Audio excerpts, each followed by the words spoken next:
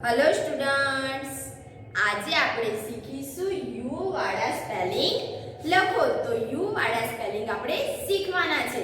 આની અગાઉ આપણે શું શીખ્યા હતા કે ઈ અને આઈ વાળા અંગ્રેજી ઉચ્ચાર સામે ગુજરાતી અર્થ અને ગુજરાતી અર્થ સામે અંગ્રેજી ઉચ્ચાર શીખી ગયા હતા।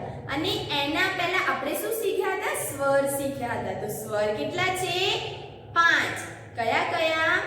એ ओ आई ई અને યુ।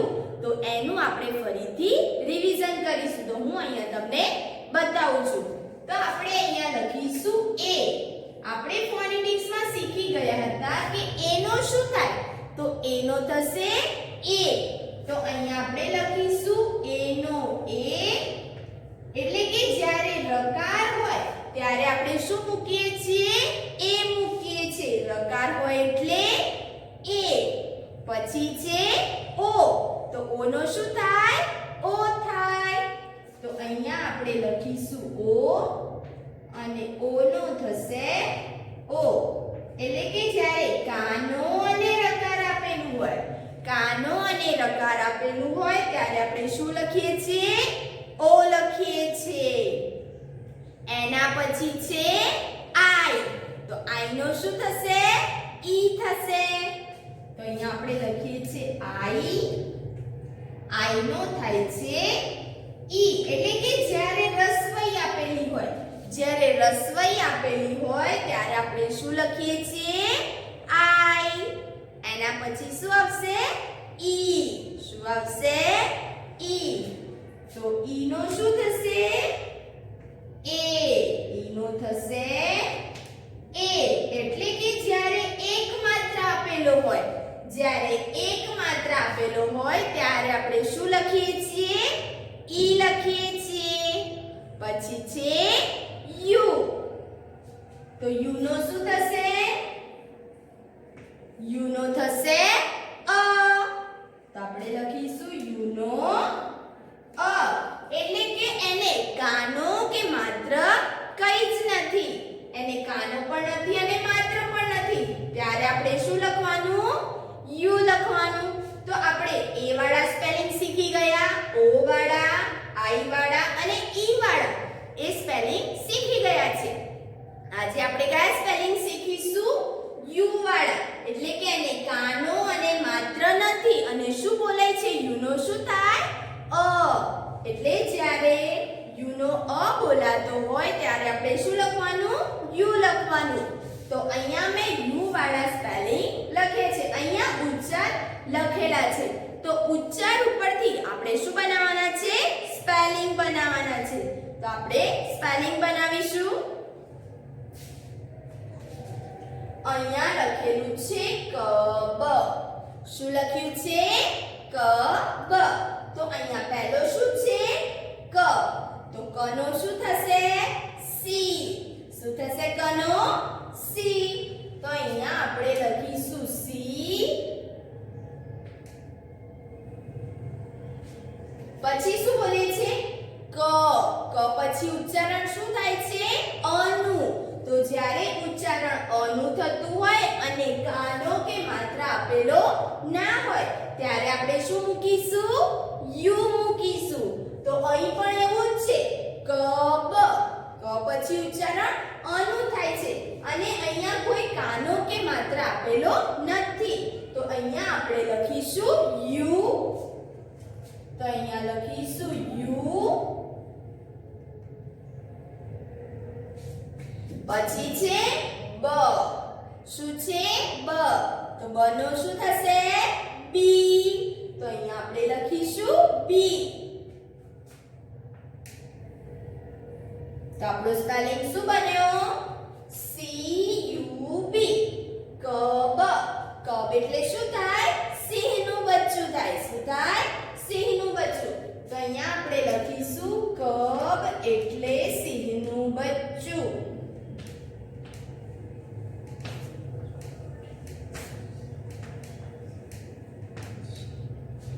આપણો આખો સ્પેલિંગ બનશે સી યુ બી। કબ એટલે સિંહનું બચ્ચું। આગળનું જોઈશું। અહીંયા લખેલું છે જગ લખ્યું છે જગ. તો અહીંયા પહેલા છે જ, તો જ નું શું થશે? જે. શું થશે જ નું? જે. તો અહીંયા આપણે લખીશું જે.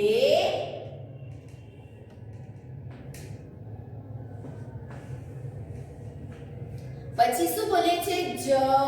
જ પછી ઉચ્ચારણ શેનું થાય છે? અનું. અને કાનો કે માત્ર નથી. તો અહીં પણ એવું જ હતું, કાનો અને માત્ર નતો અને ઉચ્ચારણ અનું થતું હતું. તો આપણે અહીંયા શું લખ્યું હતું? યુ. તો અહીં આપણે લખીશું યુ. તો અહીંયા આપણે લખીશું યુ. પછી આપેલું છે ગ. શું આપેલું છે?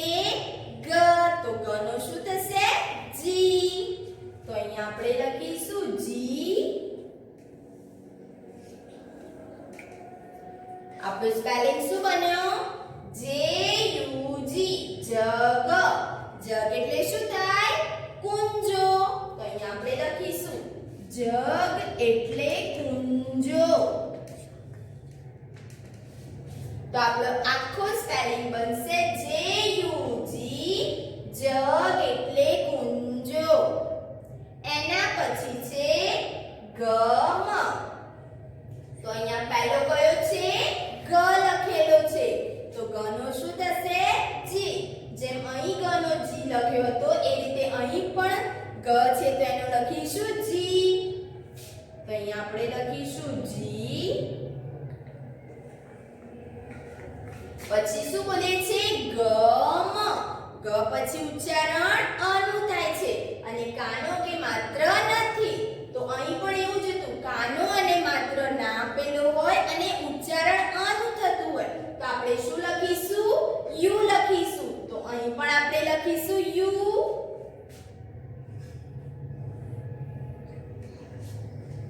પછી છે મ.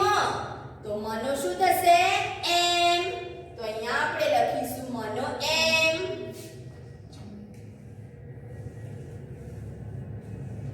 તો આપણો સ્પેલિંગ બન્યો જી યુ એન.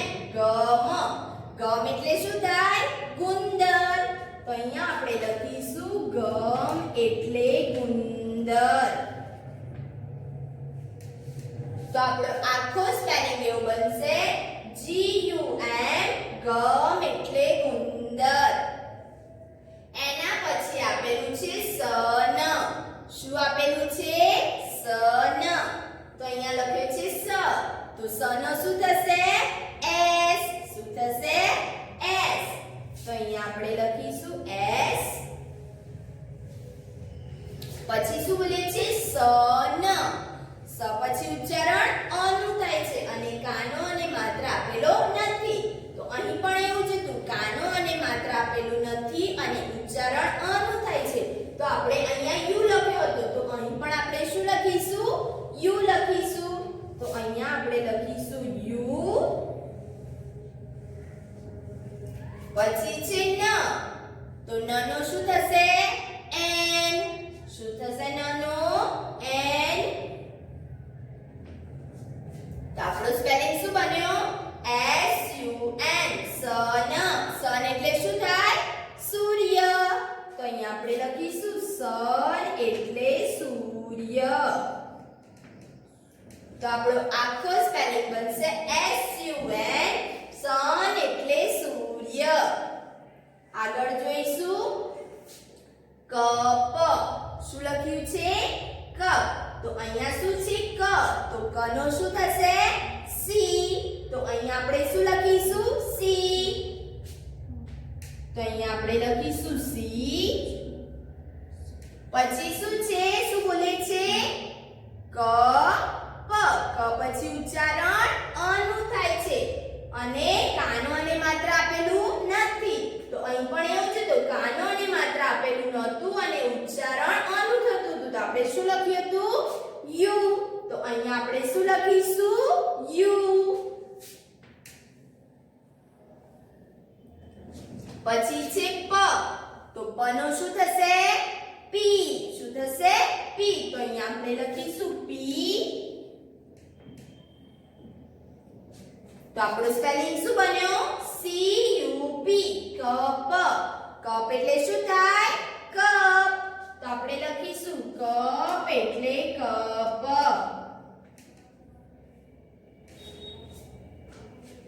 તો આપણો સ્પેલિંગ બનશે CUP, કપ એટલે કપ. આગળનો સ્પેલિંગ જોઈશું મગ. તો મનો શું થશે? M. તો અહીંયા લખીશું M. પછી બોલે છે મગ. મ ઉચ્ચારણ અનું થાય છે. ઉચ્ચારણ અનું થતું હોય ને કાનો અને માત્ર આપેલું ના હોય તો આપણે શું લખીએ છીએ? યુ. તો અહીંયા પણ શું લખીશું આપણે? યુ. તો અહીંયા લખીશું યુ. પછી ગ. ગનો શું થશે? જી. તો અહીંયા આપણે લખીશું જી. આપણો સ્પેલિંગ શું બન્યો? MUG. મગ. મગ એટલે શું થાય? પ્યાલો. તો અહીંયા આપણે લખીશું મગ એટલે પ્યાલો. એના પછી છે બન. તો પહેલો કયો છે? બ. તો બનો શું થશે? બી. તો અહીંયા આપણે લખીશું બી. પછી શું બોલે છે? બન. બ પછી ઉચ્ચારણ અનું થાય છે અને કાનો અને માત્ર આપેલું નથી તો આપણે શું લખીશું? યુ લખીશું.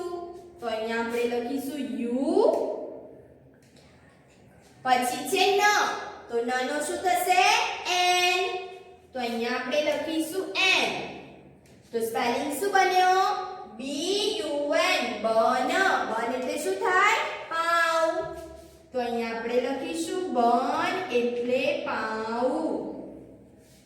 આપણો આખો સ્પેલિંગ બનશે BUN. બન એટલે પાઉં. એના પછી છે હટ. તો અહીંયા પહેલો કયો છે? હ. તો હ નો શું થશે?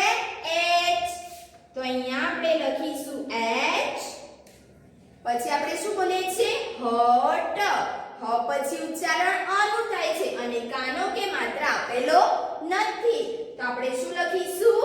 યુ લખીશું. તો અહીંયા આપણે લખીશું યુ. પછી છે ટ. તો ટ નો શું થશે? ટી. તો અહીંયા આપણે લખીશું ટી. તો આપણો સ્પેલિંગ શું બન્યો? HUT. હટ. હટ એટલે શું થાય? ઝૂંપડી. તો અહીંયા આપણે લખીશું હટ એટલે ઝૂંપડી. તો HUT હટ એટલે ઝૂંપડી. તો અહીંયા આપણે આજે યુ વાળા સ્પેલિંગ શીખ્યા. તો આ તમારે તમારી નોટબુકની અંદર લખવાના છે.